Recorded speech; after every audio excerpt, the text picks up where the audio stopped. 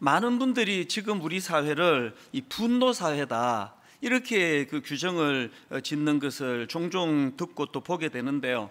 미국에서 지금 뭐 빈번하게 일어나고 있는 총기 난사 사건이라든지 또 우리나라에서 또 빈번하게 일어나고 있는 묻지마 폭행, 아무런 죄도 없는 길 가는 사람을 무차별 그렇게 구타를 하고 폭행을 가하는 이런 것들이 전부가 다 지금 이 분노를 유발하는 사회에서 나오는 결과물이다, 그런 분석들을 하는 것을 우리가 종종 들을 수가 있습니다.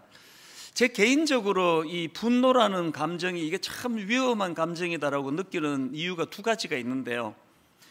하나는 뭐냐 하니까 이 분노라는 감정은 이 통제가 잘 되지 않는 감정으로 흐르기 쉽다는 겁니다. 제가 이제 이 뇌가 제게 지시를 하지 않습니까? 조금 더 설교를 강조하기 위하여 소리를 크게 질러! 라고 지시를 내리면 제가 거기에 따라서 소리를 또 크게 지르고요. 오른손을 들고 설교해! 그러면 또 오른손을 흔들고, 이게 다 이제 그 통제를 받으면서 하는 것이 뇌의 지시를 받는 우리 신체인데, 어느 단계를 넘어가면 감정은 내 뇌의 통제를 받지 않는 겁니다. 그 묻지마 살인, 그 이유 없이 길 가는 사람을 칼로 사람을 죽이고 하는 이런 일들이 그게 뭐 얼마나 많은 내면의 통제가 이루어졌음에도 불구하고 전혀 그 시스템이 작동이 되지 않으니까 일어나는 일 아닙니까? 그래서 이 분노는 이 산불이 통제가 되지 않는 에너지가 얼마나 위험한 파괴력을 가져다 주는가를 보여주는 대표적인 게 이 산불이라고 한다면, 이 분노라는 감정도 마찬가지예요. 이 통제가 되지 않을 위험이 도사리고 있기 때문에 이 분노라는 감정이 참 위험하다, 이제 그런 생각을 하고요. 또 그런가 하면은 이 분노라는 감정이 위험한 게 그 파괴적인 에너지가 너무나 강력하기 때문입니다. 최근에 제가 그 과학동화라는 그 월간 잡지에서 이 분노의 파괴력을 이 과학적으로 실험한 그 내용의 글을 읽은 적이 있는데요. 미국의 워싱턴 대학교의 그 심리학과 교수랍니다. 엘마 게이츠 교수가 무슨 실험을 했느냐 하니까, 이 사람이 말할 때 이제 이렇게 침에 입에 파편이 많이 튀잖아요. 이번에 그 코로나19 때문에 마스크를 쓰면서 유심히 보니까 사람이 말할 때 침이 엄청 많이 튀더라고요. 인식을 해보니까. 그래서 이 코로나가 끝나도 밥 먹을 때 빼고는 마스크 쓰고 있으면 건강에는 좋겠다, 그런 생각을 할 정도인데요. 이 엘마 게이츠 교수가 무슨 연구를 했냐 하니까, 이제 그 사람이 막 말할 때 나오는 그 침, 그거를 이제 파편을 다 모아가지고 그 침 전부를 분석을 해보니까 굉장히 흥미로운 분석이 나오는 겁니다. 그 사람의 감정 상태에 따라가지고 이 침 전부의 색깔이 다르더라. 이것도 참 흥미로웠습니다. 이제 평상시에 뭐 별다른 격앙되는 감정 없이 이야기를 나눌 때 그 사람의 그 침 전부는 이게 무색이랍니다. 지금 저는 이제 아마 침이 튀면 무색일 거예요. 뭐 특별한 어떤 그 흥분되는 감정 없이 평범하게 이야기하는 그거는 색깔이 없는데요. 여기에 반해 가지고 이제 막 사랑의 감정을 느낄 때, 막 사랑한다는 표현을 하고 당신은 너무 소중하다고 표현하고 그럴 때 나오는 그 침전물을 색깔을 분석을 해보니까 이게 분홍색이더라는 겁니다. 또 그런가 하면은 이제 막 분노, 막 화가 나가지고 격앙이 돼가지고 막 이렇게 퍼부을 때 그때 그 침전물을 가지고 보니까 이게 짙은 갈색이 되더라는 겁니다. 이게 그 과학 동화에 나온 책이기 때문에요. 막 그냥 막 이렇게 추측해서 나오는 이야기랑은 완전히 다른 거 아닙니까? 이렇게 각각의 그 색깔이 다른 것도 참 흥미로운데요. 그 중에 진짜 인상적이었던 거는 이 사람이 화를 낼 때 생기는 이 짙은 갈색, 이 침전물을 모아가지고 흰 쥐에게 주사를 놓았더니 그 쥐가 몇 분 만에 죽더라. 이게 그 교수가 내놓은 그 내용물입니다. 연구에. 그 제가 그 글을 읽으면서 아니 그 막 격분해가지고 나오는 그 침전물 소량을 쥐에게 투입해도 그 쥐가 목숨을 잃을 만큼 이게 강력하다면 막 격분할 때 우리 내면에서 얼마나 독한 것들이 많이 뿜어져 나오겠는가. 그게 얼마나 우리 몸을 이게 힘들게 하고 또 문제를 유발시키겠는가. 그 분노가 가진 강력한 파워가, 파괴적인 파워가 이런 거라는 겁니다.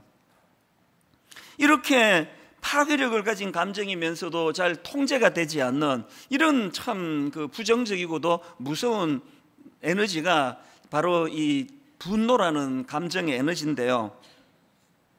문제는 이 분노라는 감정을 다스리고 통제할 수 있다. 그러니까 그런 주장들을 하는 그 심리학자들이 있다는 겁니다. 예를 들면은 그 분노도 습관이다 이런 제목의 책이 있는데요. 이 책은 정신과 전문의가 쓴 책입니다. 그 책에서 주장하는 게 뭐냐 하면은 이제 이 분노는 습관의 문제이기 때문에 훈련을 통해서 이 분노라는 감정을 통제하고 다스릴 수 있다. 그걸 이제 주장하는 겁니다. 그러면서 설명하기를 보통 이제 그 카타르시스 이론이라고요. 마음에 막 분노가 생기면 그거 쌓아두면 병이 되기 때문에 그 분노를 표현을 해야 된다. 그래서 외향적인 사람, 다혈질적인 사람은 건강하다 그런 말들을 하는데 그게 틀린 얘기라는 거예요. 연구해 보니까 그게 아니고요. 정반대라는 겁니다. 마음에서 분노가 생긴다고 그거를 발산하면 그 분노의 공격성이 줄어들 것 같지만 오히려 더 강화가 된다는 겁니다. 그 왜 그러냐 하니까요. 그 책에서 주장하는 내용을 한번 들어보세요. 뇌는 익숙한 것을 좋아한다. 뇌는 덕이 되는 것을 택하는 것이 아니라 익숙한 행동을 반복한다. 자주 하는 행동이 몸에 배, 기억으로 남는 게 습관이다. 그러니까 그 카타르시스 이론이라고 마음에 분노가 생기면 그거를 속으로 품지 말고 발산해야 된다는 거라고 생각해서 계속 분노를 표출하는 사람은 뇌는 익숙한 것에 기억이 있다는 거예요. 가만히 보면은요, 화내는 사람이 주로 화를 내요. 그게 익숙한 패턴이 되어 있는 겁니다. 정신과 전문의가 쓴 감정은 습관이다라는 책에서도 비슷한 주장을 하는데요. 그 책의 주장의 핵심이 이겁니다. 뇌는 좋은 감정보다 익숙한 감정을 선호한다. 그 두 책이 똑같은 주장을 하는 거 아닙니까? 그러면서 이제 그 예를 드는 게 뭐냐 하면은 뭐 다이어트 해보신 모든 분들은 다 아시지만 다이어트 하는 사람에게 최대의 적이 요요 현상 아닙니까? 이 요요 현상이 왜 일어나는가 하니까 이게 이 뇌의 속성 때문에 그렇다는 거예요. 뇌는요, 좋은 감정보다 익숙한 감정을 선호한다. 그래가지고 이제 뭐 몸무게 한 90kg 나가는 사람이 막 축을 고생을 해서 60kg로 줄여 놓으면은 뇌는 그것을 기뻐하는 게 아니라 비상이 걸리는 거예요. 이게 지금 익숙한 대로 가지 않으니까. 그래서 그 다이어트 해보신 분은 아실 거예요. 막 애를 써가지고 한 10kg 뺐으면은 어느 단계에서 막 못 견딜 정도로 막 음식이 땡기는 거예요. 그 왜 그러냐? 뇌가 지금 막 강력하게 명령을 내린대요. 다이어트 이전의 체중으로 돌아가야 된다. 그래서 막 끊임없이 폭식하게 만들고 막 자기도 이해가 안 될 정도로 막 계속 먹고 그래가지고 막 저녁에 또 막 갑자기 라면이 땡기고 그래가지고 막 밥 말아가지고 먹고는 자기를 저주하고 막 그러는 거 아닙니까? 나는 이렇게 의지력이 없는 거야. 의지력이 없는 게 아니고요. 그게 뇌가 하는 일이래요. 좋은 것을 따라가는 게 아니라 익숙한 대로. 90kg짜리 사람이, 그래서 제가 참 가슴 아픈 자료를 하나 봤는데요. 다이어트의 성공, 그러니까 내가 이제 90kg인데 70kg로 줄였다. 그 다이어트를 유지하는 게 2년 이상 유지하는 사람이 2%인가 3%인가 밖에 안 된대요. 다 원래로 돌아가는 겁니다. 그래서 이제 오래 지속이 돼서 뇌가 이제는 새로운 환경과 거기에 익숙해질 때까지 하는 게 다이어트라는 겁니다. 그까지 못 가니까 다 요요 현상이 일어나는 거 아닙니까? 그러면서 이제 감정의 문제도 똑같다는 거예요.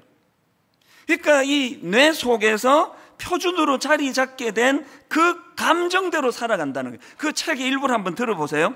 오랜 기간 불안하게 지냈던 분은 불안이 표준 감정으로 자리 잡고, 행복하고 감사해하며 지내온 분은 행복과 감사함이 표준 감정으로 자리 잡습니다.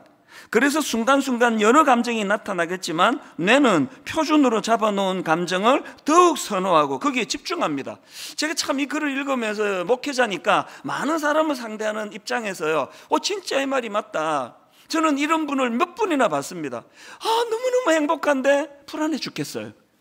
이분에게 입력이 되어 있는 뇌의 기억은 늘 우울하고 누군가에게 지적을 당하고 이런 게 익숙했기 때문에 그런 게 없어지는 것을 견디기가 어렵다는 거예요.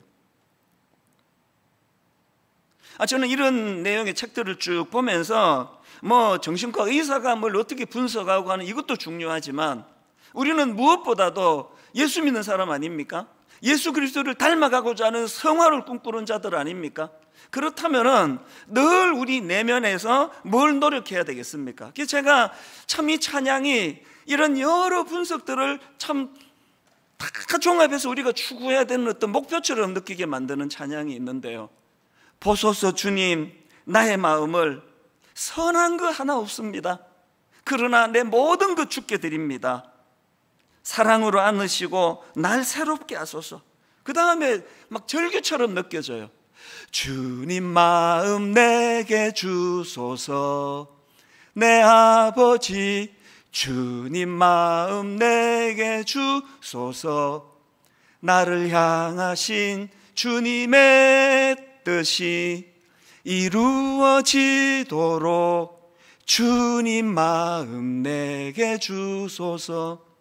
예수 믿은 다음에 하나님, 내 안에는 선한 게 없습니다. 작은 분노에도 이 감정 처리가 되지 않는 게 저입니다. 그래서 주님, 내 안에 선한 마음이 없으니 주님 마음 내게 주시기 원합니다. 늘 그렇게 사모하고 은혜를 갈망하다가 보면은 어느 단계가 지나가면은 우리 뇌가 뭘 기억합니까? 늘 분노를 다스리고 분노를 억제하고 용서와 주님의 사랑이 내 안에서 계속 연습되어질 때에 어느 단계가 지나가면은 그것이 자연스럽게 내 머리에 기억이 돼 남아있는 거, 이게 성화 아닙니까? 이제는 오늘은 분노와 관계되는 일반적인 이제 말씀을 준비를 했고요. 이제 다음 주일에는 이제 특별히 가정 안에서의 분노, 이 말씀을 제가 지금 준비하고 있는데, 두 주간에 이 분노와 관계되는 말씀을 나누는 동안에 내가 막 그냥 막 의지를 가지고 100% 다 깨집니다. 이 뇌는 원래로 돌아가는 속성이 있기 때문에 우리가 하나님을 이런 어떤 감정을 뛰어넘는 성령께서 역사하시는 그 은혜를 우리가 사모하면서 지속적으로 주님을 닮아가는 생활을 꿈꿀 때에 우리 안에 그 참 다스리기 어려운 이 분노라는 감정도 주님 안에서 통제되고 다스려지게 될 줄로 믿습니다. 이런 어떤 마음을 가지고 저는 이제 오늘 이 분노 조절과 관련해서 이 성경적인 대안 세 가지를 좀 나누어 보려고 하는데요. 첫 번째로 분노 조절을 위한 성경적인 대안이 뭐냐? 분노를 품고 있지 말라는 거예요. 제가 그 품고에다가 지금 액센트를 두고 말씀을 드렸는데요. 에베소서 4장 26절 27절입니다. 분을 내어도 죄를 짓지 말며 해가 지도록 분을 품지 말고 마귀에게 틈을 주지 마라. 이 구절을 보면은 이 분노가 영적인 문제라는 것을 금방 알 수 있는데요. 근데 여기서 중요한 게 뭐냐? 우리말에는 분을 내어도 죄를 짓지 말며 해가 지도록, 그 다음에 분을 품지 말고, 이게 그냥 다 같은 분으로 되어 있는데요. 헬라어로는 이 앞에 분을 내어도와 뒤에 분을 품지 말고 할 때 단어가 각각 다른 단어라는 겁니다. 그리고 중요한 거는 뭐냐? 뒤에 나오는 분노라는 단어가 앞에 나오는 분노라는 단어보다 훨씬 더 강력하고 지독한 차원에서의 분노라는 겁니다. 뭘 말합니까?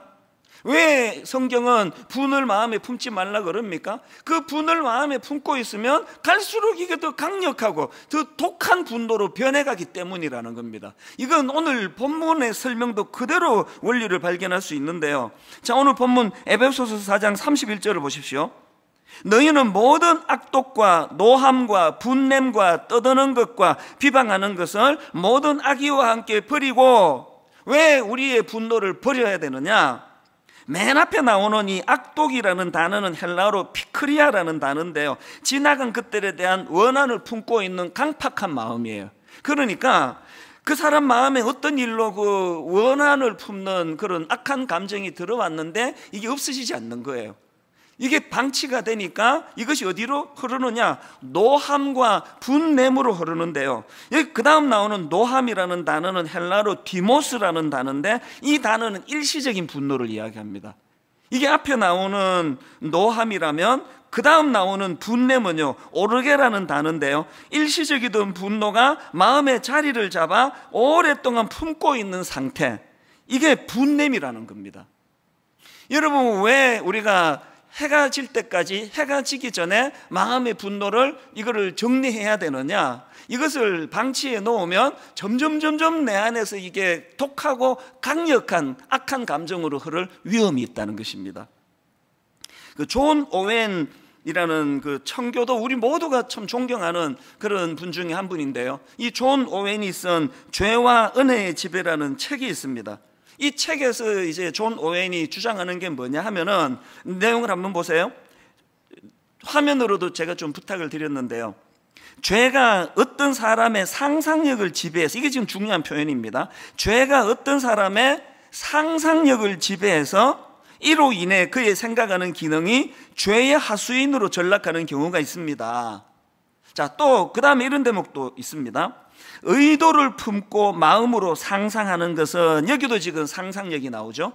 의도를 품고 마음으로 상상하는 것은 기쁨과 즐거움으로 계속해서 그것을 생각함을 통해 그 죄의 대상들 또는 악한 목적들의 마음을 고정시키는 것입니다. 이게 무슨 의미인가 하면요, 이런 내용을 정리한 그 이정규 목사님이라는 분의 글을 제가 보니까 이걸 참 잘 정리를 했습니다. 죄는 상상을 통해서, 즉 지속적인 묵상을 통해서 성장하고 자라간다.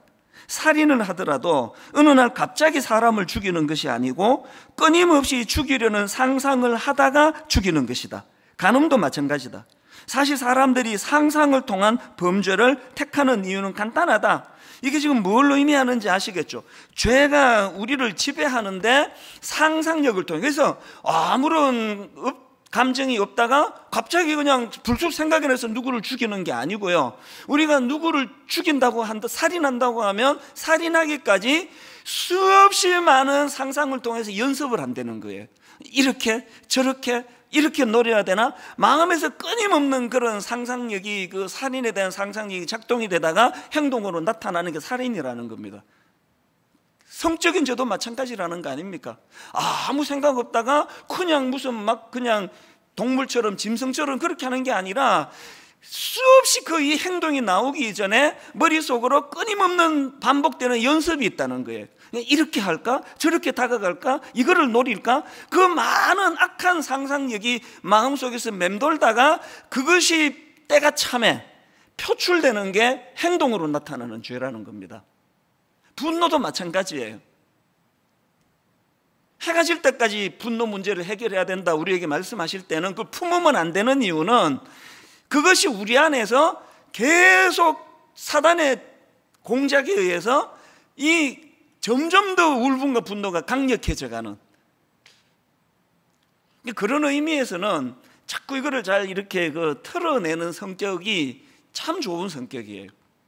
좀 소심하고 내성적인 분들 중에는 다 그런 건 아니지만 이거를 잘 못 털기 때문에 마음에 오래 괴로워하는 분들이 계시다면요, 그런 어떤 기질과 성격을 뛰어넘어서 우리는 성경이 요구하기 때문에 하나님, 내 어떤 기질이나 어떤 성격을 뛰어넘어서 아버지 오래 어떤 분노가 내 안에 자리 잡지 못하도록 성령님 강권적으로 역사하여 주시옵소서. 우리 모두가 공통적으로 하나님께 드려야 될 기도라고 생각합니다.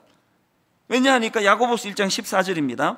오직 각 사람이 시험을 받는 것은 자기 욕심에 끌려 미혹됨이니 욕심이 잉태한 즉 죄를 낳고 죄가 장성한 즉 사망을 낳느니라. 이 나쁜 차원에서의 분노라는 감정도 똑같다는 겁니다. 그래서 여러분, 마음의 분노가 찾아올 때, 누군가가 내게 아픔을 주고 상처를 줬을 때 우리는 하나님께 기도해야 돼. 이 분노가 내 마음에 오래 품어지지 않도록, 품어지지 않고 이것들이 해소가 될 수 있도록 은혜를 구해야 된다. 이게 첫 번째 대안이고요. 그런가 하면은 두 번째 분노 조절을 위한 성경적인 대안이 하나 더 있는데 뭐냐, 품지 않으려고 애를 써도 안 되는 걸 어떡하냐는, 그게 두 번째 대안이 중요합니다. 내가 죄를 품지 않기 위해서는 두 번째로 하나님의 권위를 바로 세워야 된다.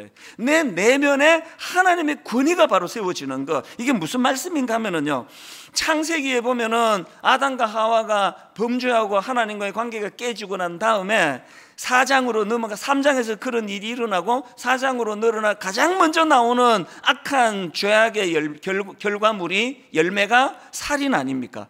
동생 아벨을 죽이는 살인으로 나타나거든요. 가인이 동생 아벨을 죽인 그 사건의 발단이 이렇습니다. 창세기 4장 3절. 세월이 지난 후에 가인은 땅의 소산으로 제물을 삼아 여호와께 드렸고 아벨은 자기도 양의 첫 새끼와 그 기름으로 드렸더니 여호와께서 아벨과 그의 제물을 받으셨으나 가인과 그의 제물은 받지 아니하신지라 가인이 몹시 분하여 안색이 변하니 화가 난 거예요. 왜 내 건 안 받으시느냐고. 아니 왜 동생은 받으면서 왜 나는 안 받느냐고. 그래서 하나님에 대해서 화가 나니까 이 안색이 변하고가 그 화가 난 상태를 표현하는 거 아닙니까? 그랬더니 바로 8절에서 하나님이 이렇게 경고하십니다. 내가 선을 행하면 어찌 낯을 들지 못하겠느냐. 선을 행하지 아니하면 죄가 문에 엎드려 있느니라. 죄가 너를 원하나. 잘 들어보세요. 죄가 너를 원하나 너는 죄를 다스릴지니라. 여러분 살다 보면은 가인처럼 본능에 의해 가지고 안색이 변할 수 있습니다. 화날 수 있습니다. 그런데 여기서 바로 작동이 돼야 되는 건 7절에서의 하나님의 말씀이에요. 죄가 너를 원하나 너는 죄를 다스릴지니라. 해가 질 때까지 이거 품으면 안 된다. 그 같은 맥락 아닙니까? 그랬는데도 불구하고 가인은 그 하나님의 말씀의 권위가 그에게 영향을 못 미칩니다. 이런 하나님의 말씀이 떨어지자마자 바로 8절입니다. 가인이 그의 아우 아벨에게 말하고 그들이 들에 있을 때에 가인이 그의 아우 아벨을 쳐 죽이니라. 많은 신학자들이 이제 왜 하나님이 아벨의 제사는 받으셨는데 가인의 제사는 받지 않았나, 아벨의 제물은 받으셨는데 왜 하나님이 가인의 제물은 받지 않았나, 이게 곡식의 문제다, 짐승의 문제다, 여러 분석이 많은데요, 저는 이거 분석 복잡하지 않다고 생각합니다. 왜 하나님이 가인의 예배를 안 받으셨을까요? 지금 일이 터지고 보니까 하나님의 권위를 인정하지 않는데, 하나님의 말씀의 권위를 완전히 짓밟아 버리는데 어떻게 이런 사람의 제사를 받을 수 있겠냐고요. 여러분, 지각 안 하는 거 중요하고 하나님께 때맞춰 헌금 드리는 거 중요하고 정성을 다해 찬양하는 거 중요한데요, 오늘 여러분의 모든 예배 행위의 이전에 지난 엿새 동안의 삶 속에서 내가 여호와 하나님의 권위를 인정했던가, 여호와 하나님의 존재를 내가 인식하고 살았던가, 이게 예배의 승패의 가장 중요한 핵심이라는 겁니다. 가인이 왜 실패했습니까? 안색이 변한 거 하나님 허용해 주세요. 하나님께 섭섭한 마음을 가질 수 있습니다. 그러나 그는 하나님의 권위가 그 내면에 없었기 때문에 죄가 너를 원하나 너는 죄를 다스릴지니라, 이 하나님의 경고의 말씀을 완전히 못 들은 걸로 무시하는 태도, 오늘 현대인들이 가지고 있는 가인의 모습이 이거 아닙니까? 이건 사울왕도 마찬가지예요. 여러분이 다 아시지만 다윗이 골리앗을 무찌르고 이제 수많은 사람들이 이제 박수를 받고 열광을 하는 그런 것을 이제 경험하는데, 그 과정에서 이제 사울의 마음에 분노가 생깁니다. 자, 사무엘상 18장 7절 8절입니다.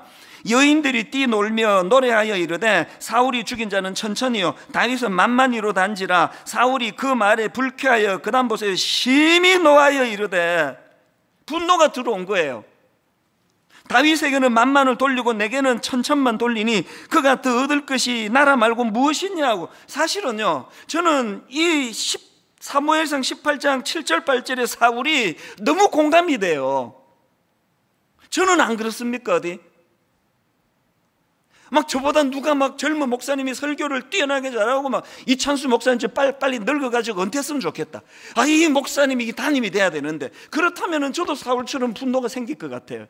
다행히 속으로만 해주셔가지고 노래를 안 부르셔가지고 참 감사한데요. 여러분이 사울을 이해할 수 없습니까? 아니 이게 자기가 나라를 위하여 지금 왕인데, 사울은 천천히고 다윗은 만만이라고. 그래서 심히 노한 거예요. 그리고 그 말이 불쾌했습니다. 너무 이해가 돼요. 저는 너무 공감이 돼요. 그러나 사울의 치명적인 문제는 분노가 생긴 게 아닙니다. 사울왕의 치명적인 문제는 그 다음 9절을 보세요.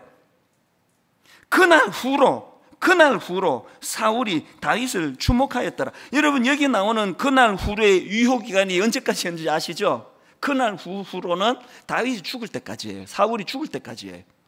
뭘 의미합니까? 가인하고 이 사울왕의 공통점이 뭐예요? 안색 변할 수 있다니까요. 하나님께 섭섭함을 표할 수 있습니다. 그런데 사울과 가인에게 공통점은 하나님의 통치가 없는 거예요. 설마 여러분 사울이 일시적으로 저 어린 놈을 갖다가 말이야 나는 천천히라 그러고 저놈의 자식은 만만이라 그러는데 그 마음이 분노가 생기고 화가 났을 때 하나님의 다스림이 왜 없었겠냐고요. 그 옳은 생각 아니다. 너 그거 고쳐야 된다. 얼마나 많은 하나님의 메시지가 있었겠냐고요. 불행하게도 사울 왕은 죽을 때까지 그 변화가 없었던 거 아닙니까? 우리가 추구해야 되는 게 뭐예요? 분노라는 감정을 자꾸 감추려고 애쓰는 것이 아니라 이런 통제하기로운 감정을 다스려 주시는 하나님을 인정하는 거예요. 그분의 말씀 앞에 귀를 기울이는 겁니다. 이런 점에서 저는 다윗, 소년 어린 다윗, 그리고 나중에 왕이 되었던 다윗, 이 다윗의 결정적인 차이가 그거예요. 여러분, 그 다윗도 인간인데 아니 내가 물맷돌 돌려서 골리앗 때려잡은 죄밖에 없는데 어떻게 이렇게 여러분 그 사울 왕이요 다윗을 죽이겠다고 집요하게 쫓아다녔던 세월이 몇 년이나 되는지 아세요? 13년이 넘습니다. 13년이 넘는 세월 동안 억울하게 도망자 신세를 겪어야 되는 다윗이 억울하지 않겠습니까? 그 인간 아닙니까? 분노가 없겠습니까? 그런데 놀랍게도 동굴에서 그 못된 사울왕을 복수할 수 있는 사울을 죽일 수 있는 기회가 2번이나 있었는데 다윗은 그를 상대하지 않습니다. 죽이지 않습니다. 이게 어떻게 가능했을까요? 저는 시편 안에 그 모든 답이 다 있다 생각합니다. 여러분 이번 여름에 한번 시편을 천천히 읽어보세요. 특별히 다윗이 쓴 시편에 보면은요 모든 울분을 하나님께 다 쏟아놓아요. 하나님께 다 들이퍼붓습니다. 예를 하나 들어볼까요? 시편 109편 7절입니다. 그가 심판을 받을 때에 죄인이 되어 나오게 하시면, 지금 하나님 앞에 지금 이게 무슨 기도인지 저주를 퍼붓는지 모르겠습니다. 원수들에 대하여 그의 기도를 들어보세요. 7절. 그가 심판을 받을 때에 죄인이 되어 나오게 하시며 그의 기도가 죄로 변하게 하시며 그의 연수를 짧게 하시며 그의 직분을 타인이 빼앗아가게 하시고, 그의 연수를 짧게, 빨리 죽여달라는 거 아닙니까? 그래서 그 다음에 이게 기도입니까 저주입니까? 9절. 그의 자녀는 고아가 되고 그의 아내는 과부가 되며 그의 자녀들은 유리하고 구걸하고 그들의 황폐한 집을 떠나 빌어먹게 하소서. 이게 무슨 기도예요 이게? 놀랍게도요 하나님은 이런 다윗의 하나님께 들이퍼붓고 쏟아놓는 그 울분의 감정을 허용하고 계시다는 거예요. 그래서 그게 제 성경으로 기록이 되어 있습니다. 하나님은 그 다윗의 어떤 표면적인 모습을 보시고 이 무엄한 놈, 이게 기도야 이게? 그렇게 하지 않으시는 하나님이세요. 하나님은 다윗을 귀하게 보시는 게 그 모든 희노애락의 감정을 여호와 하나님에게로 가져오는 행위, 그 자체를 귀하게 보시는 거예요. 왜? 하나님의 주권을 인정하고 살아계신 하나님을 삶 속에서 늘 인식하고 있다는 걸 보여주기 때문이거든요. 저는 저와 여러분들이 이 땅을 살아가다가 마음에 분노가 일어나고 마음에 치유되지 않은 상처가 있을 때 지금이야말로 이 분노를 하나님 앞으로 가져가는, 하나님을 만나려고 애쓰는 도구로 이 분노가 쓰여지게 되기를 바랍니다. 기도를 너무 점잖게 하는 거, 그거 글쎄요, 뭐 그런 예의 바른 기도도 하나님이 기뻐하시겠지만 금요기도회 같은 데 오셔가지고 내 모든 감정은 하나님께 다 던져 넣어버리세요. 하나님 내가 죽을 것 같습니다 저 사람 때문에. 아무 죄도 없는 나를 13년이 넘도록 죽이려고 달려드는 저 원수 같은 사울 때문에 내가 못 살겠습니다. 내가 도대체 막 들이퍼부으면 그 시편이요 대부분의 경우 이제 끝은 하나님은 찬양하러 하는 것으로 끝이 나는데요, 어떤 또 시편에 보면은 끝까지 저주로 끝나는 그런 구절도 있습니다. 그런데 하나님이 그것조차도 허용을 하세요. 여러분, 우리가 그저 우아하게 예수 믿는 것도 좋지만요, 저와 여러분이 신앙생활 가운데 가인처럼 안색이 변할 수 있고 분노가 나를 엄습할 수 있고 심지어 하나님께 섭섭한 마음이 찾아올 수 있다 할지라도 하나님의 존재를 우리가 인정해 드리면서 그분의 권위 앞에 지금 죄가 너를 원하나 너는 죄를 다스릴지니라. 이 하나님의 말씀의 권위 앞에 승복하고 순종하는, 그래서 울분은 하나님에게로 다 토해놓지만 그것이 악한 행위로 나타나지 않도록 하는 이것이 하나님의 권위를 바로 세워 인정하는 사람들의 특징이라고 믿습니다. 그래서 저는요, 로마서 12장 19절, 내 사랑하는 자들아 너희가 친히 원수를 갚지 말고 하나님의 진노하심에 맡기라. 너희가 친히 원수를 갚지 말고 하나님의 진노하심에 맡기라. 여러분, 하나님의 진노하심에 내 그 울분을 맡겼던 사람은요, 이 말씀이 주는 위로를 다 경험하실 거예요. 이 말씀은, 이건 위로의 말씀이에요. 울분에 차 있는 내 내면을 기어이 하나님의 권위 앞에 내가 그 울분을 꺾고 내려놓았을 때 하나님의 이 위로하심이 얼마나 놀랍다는 거, 이걸 경험하면서 신앙생활을 해야 여러분의 신앙생활이 즐겁지 않겠습니까? 그래서 이제 그 조정민 목사님의 책에 보니까요, 이 가인의 울분에 대해 가지고 너무나 참 명언처럼 한마디를 해놓아 가지고 이걸 제가 옮겨 적어 놓았습니다.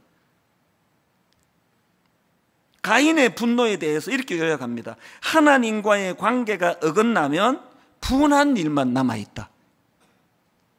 아니, 너무 와닿는 거예요. 이 부분은 다음 주일날 제가 가정 안에서의 분노를 다룰 때 한 번 더 가인을 언급하겠지만요, 이거 기억하셔야 됩니다. 하나님과의 관계가 어긋나면 이제 우리에게는 분한 일만 남아있습니다. 여기에 반해가지고 하나님에 대한 신뢰가 분노를 용서로 바꾼다. 이것도 너무 제게 힘이 되었습니다. 하나님에 대한 신뢰가 분노를 용서로 바꾼 대표적인 케이스가 요셉 아닙니까? 하나님에 대한 신뢰가 분노를 용서로 바꾼다. 저는 저와 여러분이 하나님 없이 내가 어떻게 이 분노라는 감정을 처리하려고 이 뇌가 말을 안 듣는데, 여호와 하나님의 권위가 인정이 되고 여호와 하나님이 말씀이 내 삶의 권위로 나타나게 될 때에 내가 처리할 수 없는 분노의 문제가 처리될 줄로 믿습니다. 이걸 경험하며 신앙생활 하시기 바랍니다. 마지막 세 번째로요, 분노 조절을 위한 성경적인 대안이 하나 더 있는데요, 분노를 건강한 에너지로 승화시키기. 그리고 제가 글자로는 안 남겼지만 그 과정에서 성령님의 도우심을 경험하기. 이게 가장 중요한 대목 아닙니까? 분노를 건강한 에너지로 승화시키기, 그리고 그 과정에서 성령님의 도우심을 경험하기. 무슨 말인가 하면요, 자, 4장 31절입니다. 너희는 모든 악독과 노함과 분냄과 떠드는 것과 비방하는 것을 모든 악의와 함께 버리고, 그 대신에 32절, 서로 친절하게 하며 불쌍히 여기며 서로 용서하기를 하나님이 그리스도 안에서 너희를 용서하신 것 같이 하라. 우리가 이 끓어오르는 분노의 에너지를 긍휼과 용서 베품으로 이런 건강한 에너지로 바꾸려고 몸부림을 칠 때 더 중요한 게 뭡니까? 여러분이 에베소서 4장 31절 바로 앞에 나오는 오늘 본문의 말씀의 시작이 이렇게 시작합니다. 하나님의 성령을 근심하게 하지 마라. 무슨 뜻입니까? 분노의 문제를 용서로 승화시키는 이 과정에서의 일들은 이게 영적인 문제예요. 그리고 그거는 성령님이 개입하시는 일이라는 겁니다.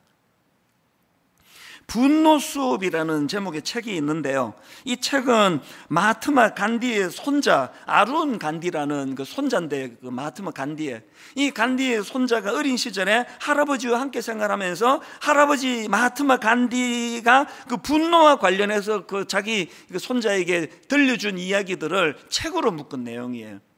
마하트마 간디는 어린 손자에게 분노와 관련해서 11개의 인생의 지혜를 들려주는데, 그 중에 첫 번째 교훈이 분노를 선한 목적에 사용해라. 그러면서 그 책에 이제 사례 하나를 드는데요, 그 어린 손자 아룬 간디가 이제 뭐 학교에서 했는지 동네에서 이제 축구를 합니다. 축구를 하는데 막 공을 몰고 이렇게 달려가는데 이 저쪽 편에 애가 발을 걸어버려요. 그게 얼마나 화나는 일이에요. 그래 고의로 발을 걸어가지고 이 손자가 그냥 뒹굴게 됐겠죠. 그래서 이제 막 화가 나 있는 상태에서 할아버지랑 나눈 대화인데요, 내용을 한번 들어보세요. 할아버지가 지금 화가 나 있는 그 축구하다가 발에 걸려 넘어진 그 자기 손자에게 이런 말씀을 들려주시는 겁니다. 할아버지 얘기예요. 나는 너가 분노할 줄 안다는 것이 얼마나 기쁜지 모른다. 분노는 좋은 것이란다. 사실은 나도 늘 화가 나 있거든. 그랬더니 그 어린애가 이제 속으로 이런 생각을 합니다. 하지만 나는 내가 들은 말을 믿을 수 없었다. 할아버지가 화내시는 거 한 번도 보지 못했는데요. 그랬더니 할아버지 이렇게 말합니다. 그건 말이지, 내 안의 분노를 선한 목적에 사용하는 법을 배워서 알고 있거든. 사람에게 분노는 자동차에게 기름과 같은 것이란다. 사람은 분노를 연료로 삼아서 앞으로 나아가고 또 더 나은 인간이 되지. 그런데 만일 사람들에게 분노가 없다면 어떻게 될까? 어떤 일에 도전하고 싶은 의지도 생기지 않는 거야. 분노는 무엇이 정당하고 무엇이 정당하지 않은지 딱딱 선을 긋고 정의를 내리도록 우리의 등을 뜨면 연료란다. 또 이런 내용도 있습니다. 전기만 해도 그렇다. 전기를 제대로 사용하면 생활을 개선할 수 있지만 잘못 사용하면 사람이 다치거나 죽을 수도 있지. 그러니까 전기를 다룰 때처럼 우리는 인간을 위해서 분노를 현명하게 사용하는 방법을 배워야 한단다. 그래서 첫 번째 교훈이 분노를 선한 목적에 사용해라, 이 교훈이거든요. 저는 이런 내용의 그 글들을 읽으면서 어린 손자 아론 간디에게 할아버지 마하트마 간디가 있어가지고 그를 지도해 주는 것처럼 우리에게는 성령님이 계시다는 거예요. 우리 삶 속에서 그 어린 손자처럼 그 발 걸어가지고 넘어져 화가 나 있을 때 그 악한 분노를, 마음의 이 쓴 분노를 그 의미를 부여해주는 할아버지와 같은 존재가 계시다는 겁니다. 여러분 이거 믿으십니까? 여러분 내면의 분노가 울분으로 복수하고 살인하고 폭행을 저지르는 악한 쪽으로 흐르지 않으시도록 성령님은 우리에게 늘 가르쳐 주세요. 이 분노가 선한 감정으로 흘러갈 수 있도록. 결론을 이렇게 맺기를 원합니다. 제가 최근에 어느 목사님 설교를 듣다가 보니까요, 이중표 목사님 예화를 드는 걸 제가 들었는데요, 그 글로 보았는데요, 이중표 목사님은 그 별세 신학 혹은 별세 신앙으로 참 우리 젊은 목사들이 참 존경하는 그런 어른이세요. 지금은 돌아가셨지만. 그런데 이분 얘기를 들어보니까 젊었을 때 좀 다혈질이셨나 봐요. 이제 이 젊은 시절에 이제 단임 목사로 부임을 하신 것 같은데요, 이제 막 설교를 하는데 저 성가대에서 청년 하나가 막 계속 그 예배를 방해하는 겁니다. 나중에 목사 돼 보세요. 그 얼마나 짜증 나는지 아세요?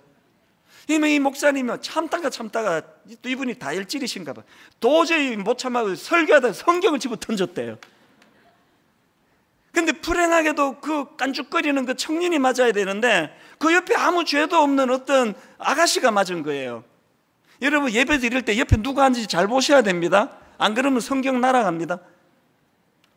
그래가지고 그 아무 죄 없는 아가씨가 예배 드리다가 이게 날벼락을 당한 거 아닙니까? 목사거든요. 성경에 맞아가지고 막 피가 나고 그러니까요, 그거를 용서하고 넘어갈 교회가 어디 있습니까? 그 일로 이 목사님이 쫓겨난 거예요. 그 제가 읽은 그 설교문에 보니까요, 평생 이 목사님이 그걸 기억하면서 그래, 내가 죽어야 하는데 죽지 못해서 모든 문제가 일어난 거야. 더 죽어야지. 날마다 죽어야 돼. 그리스도와 함께 십자가에 못 박혔나니 그런 적이 이제는 내가 산 것이 아니요 내 안에 그리스도 예수께서 사신 것이야. 이 목사님이 늘 그 실수, 그 분노의 감정을 처리 못해가지고 그 성경을 집어던진 그 일을 통해가지고 늘 하나님, 나는 이런 사람이라고 하나님 은혜를 구해서, 그래서 별세 신학이라고 하는 너무나 존경받는 그런 목사님으로 그렇게 성화가 돼가는 거 아니냐. 제가 이 설교를 제가 문을 읽으면서 저도 정말 한번 성화된 목사를 위해 성경 한번 던져야 되겠다. 아직까지 못 던지고 있습니다.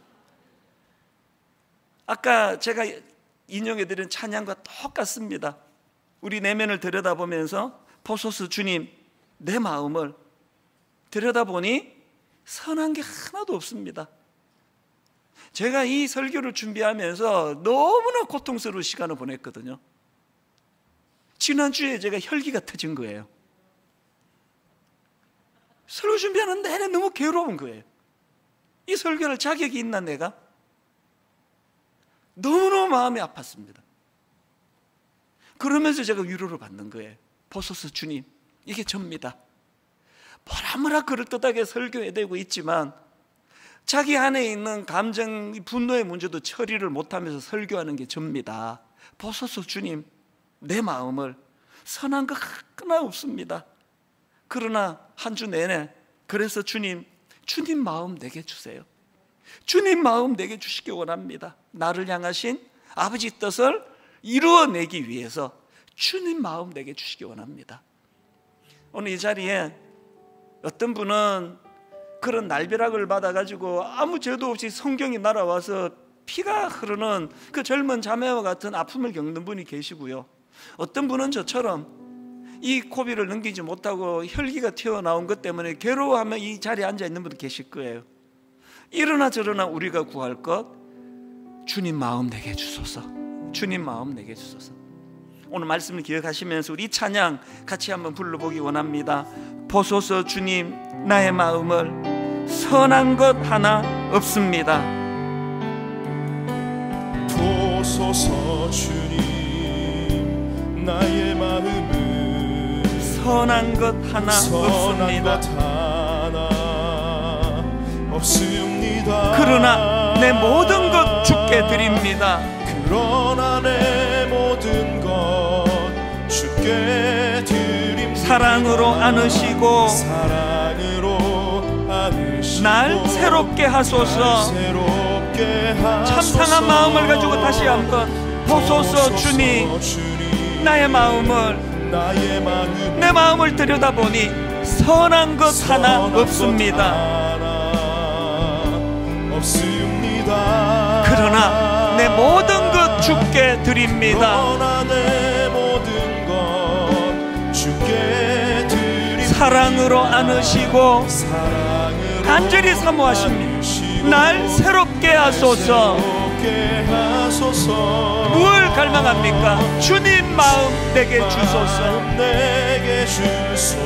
내 아버지, 주님 마음 내게 주소서.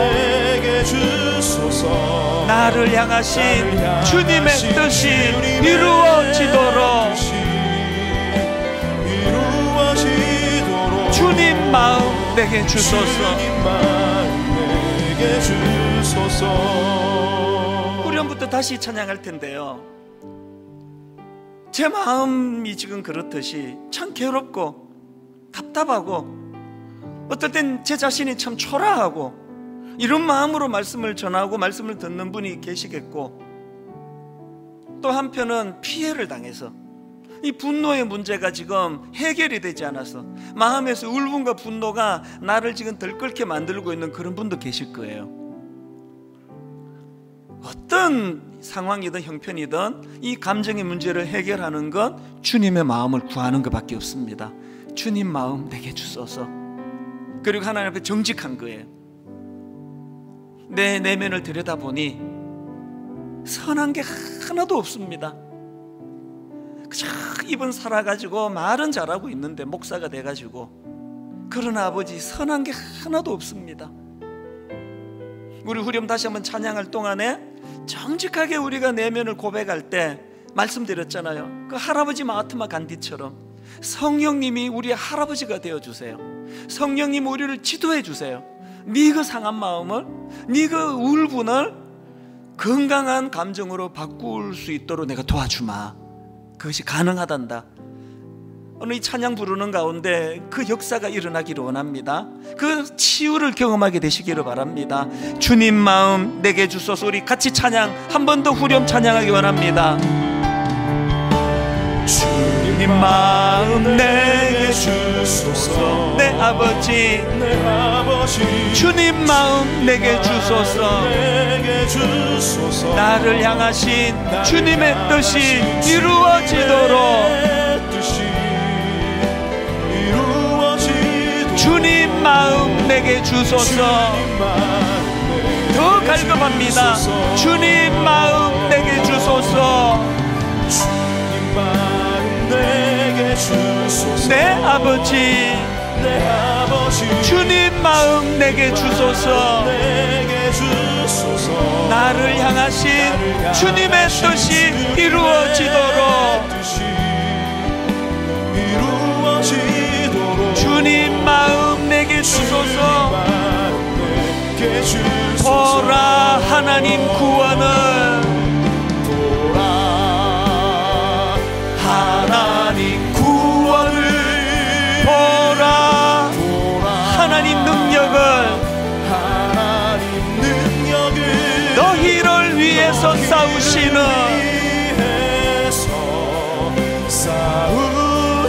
주의 손을 보라. 연약한 우리 모습을 주님 앞에 가져가기 원합니다. 보라 하나님 구원을, 보라 하나님 능력을, 너희를 위해서 싸우시는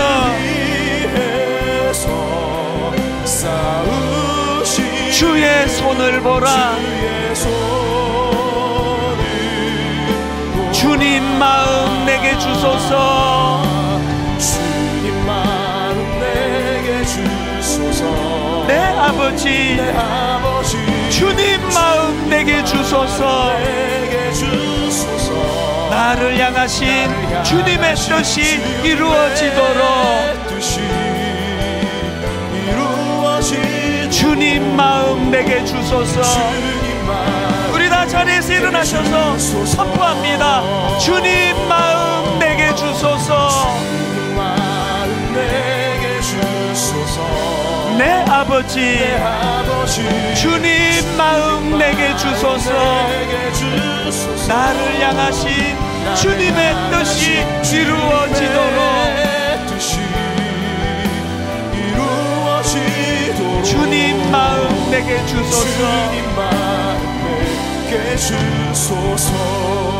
분노라는 감정과 관련해서 어떤 상황에 놓여 있는지 모르지만 하나님은 다 받으세요. 여러분 다윗처럼 하나님께 그것을 쏟아 부으세요. 하나님, 내가 지금 괴롭습니다. 내가 지금 마음이 아픕니다. 아버지, 내가 마음이 지금 상해 있습니다. 어떤 것들도 우리 하나님 다 받아주십니다. 이 시간 한번 통성으로 각자에게 주신 은혜대로 하나님 앞에 기도하기 원합니다. 한 목소리로 기도하시겠습니다. 살아계신 하나님 아버지, 하나님의 은혜를 이 시간 아버지 사모합니다. 말씀을 통하여 하나님 아버지 긍휼히 여겨주시기 원합니다.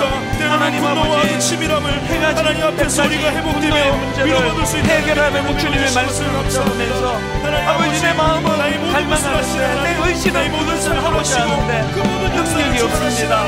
하나님 아버지, 사울처럼 그 마음의 분노가 들어왔는데 평생 죽을 때까지 우리 마음을 새롭게 이런 끔찍한 자리에 빠지지 않기를 원합니다. 하나님 아버지, 가인처럼 그 마음의 안색이 변하고 하나님을 향한 화가 분노가 치밀었을 때 아버지, 바로 이어 말씀하신 하나님의 말씀이 아무런 능력이 없고 영향력이 아버지 생기지 않는 그런 인생이 되지 않기를 원합니다. 비록 안색이 변하는 상함이 딸지라도 죄에게 지배당하지 마라. 네가 죄를 다스리라 말씀하시는 그 하나님의 말씀이 능력이 되는 인생이 되기를 원합니다.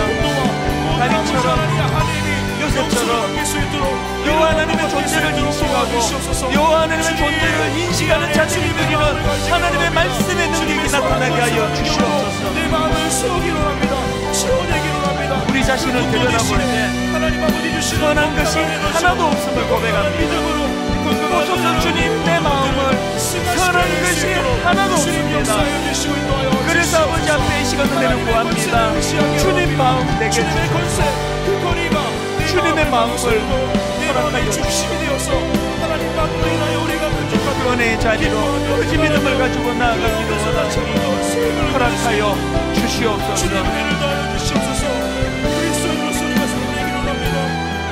위로하시고 채워주시는 그 주님의 사랑을 의식하며 하나님만 소리가 의식하기로 원하오니 주님 붙잡아 주시옵소서.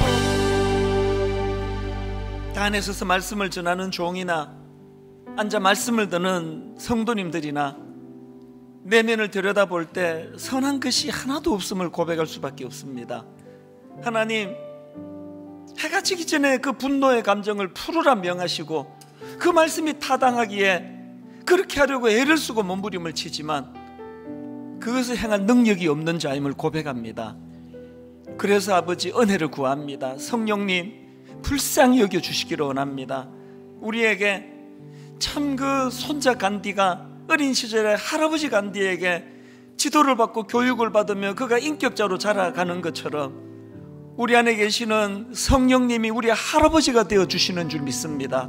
우리를 깨우쳐 주시고 지도해 주시고 통제되지 않는 이 분노의 문제로 우리가 휩싸여 있을 때 하나님 그 에너지를 참으로 건강한 용서의 에너지로, 회복의 에너지로 바꾸어 주실 수 있는 능력은 성령님에게부터 임하는 줄로 믿사오니 성령님 우리 마음 안에 함께하여 주시옵소서. 주님 마음 내게 주소서. 구할 수 있는 그런 풀린 부드러운 마음으로 저희들을 인도하여 주시옵소서. 이번 한 주간 엿새 동안에 내주하시는 성령님과 더불어서 오늘 주신 말씀이 실제 삶 속의 능력으로 나타나는 것을 온전히 경험하는 그런 귀하고 복된 한 주간이 되도록 인도하여 주시옵소서.